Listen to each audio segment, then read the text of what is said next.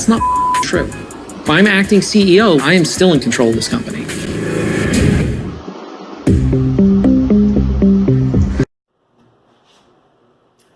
Hi folks, this episode, where we're at now, is what often happens in an episode of The Prophet, where the main person who has the most at stake and the most to lose gets pretty mad at Marcus.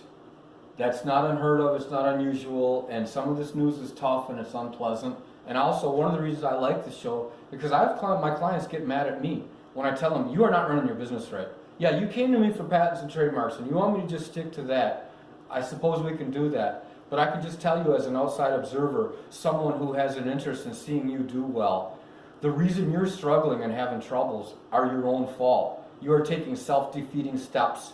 You are harming your own interests by your intractability and unwillingness to change. The expression I have for this is, it slipped my mind, I'll come back to you in a second. Anyway, my point is that what you just saw in the episode is where Matt is very upset, he's slinging around some F words and some angry language that Marcus turned my team against me. Again, you folks already know this is coming. Dude, you came to Marcus and said, my company's flat on its ass. If I don't get money, my company's going to die. Do you remember saying that? Do you remember that?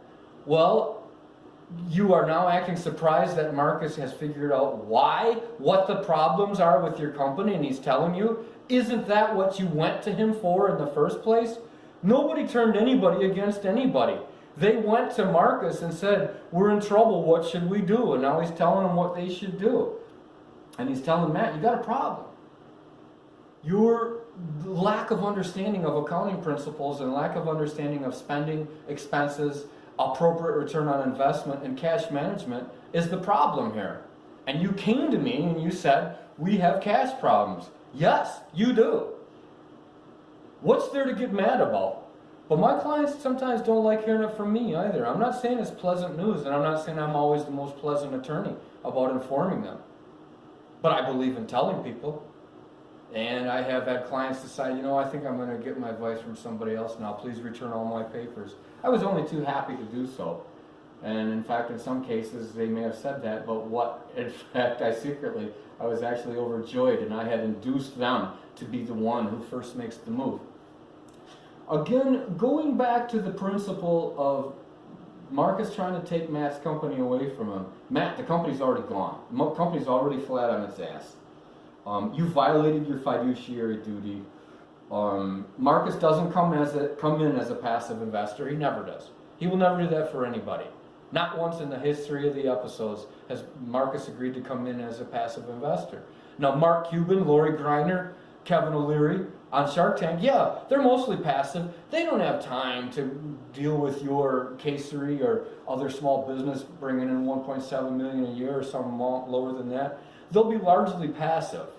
So the whole dispute on Shark Tank over ownership and management authority is completely trumped by the existence of something else much larger, the fiduciary duty, and as well the key simple principle of having a difference in relationship between equity shares and management authority shares. And I'm using the term shares. LLCs in general aren't referred to as being shareholders. They're referred to as being members, and they have membership interests.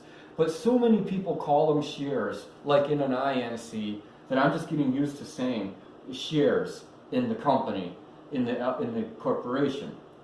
But it is somewhat of a slightly inaccurate usage, but if I tried to be exact and precise in every aspect of this, we would never be able to get through the presentation, because this is the language they use on the show. So I've got to refer to it in the same way they refer to it.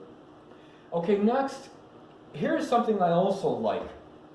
Marcus complains to all three of them, all of Skylar and Charlotte and Matt, that look, we've been working together for a while here and I'm not happy with the timing. I'm seeing a definite lack of progress here. What's the holdup? What's taking so long? What's the problem?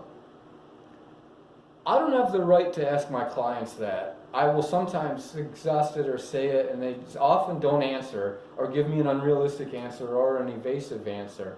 I have the question a lot, but my clients are not under any obligation to me to answer this one. Things happen. Life gets in the way. Fine. Say so. I need a response from you, or I'm going to have to file this document based on my best guess as to what you want. Okay, I have to do that a lot. A lot of my inventors are really, really bright people that just can't take the time to immerse themselves in patent principles, trademark principles, LLC principles, and IRS principles. And they just leave me to figure it out and hope for the best. Okay, that's fine, but I'm certainly going to put documents in front of you stating I asked you for input. I try to explain to you what the problem is. Any suggestions would be greatly appreciated. And if I don't hear from them, I ask them again and I ask them again, but then I just go forward because I have deadlines. And I'm mostly there to protect them from missing deadlines because that's a very harmful event in the patent and trademark universe. Thanks for watching. Let me know any other topics you want me to discuss. This YouTube channel is to help you. This is for information. I want to hear from you and I want to know what things are on your mind.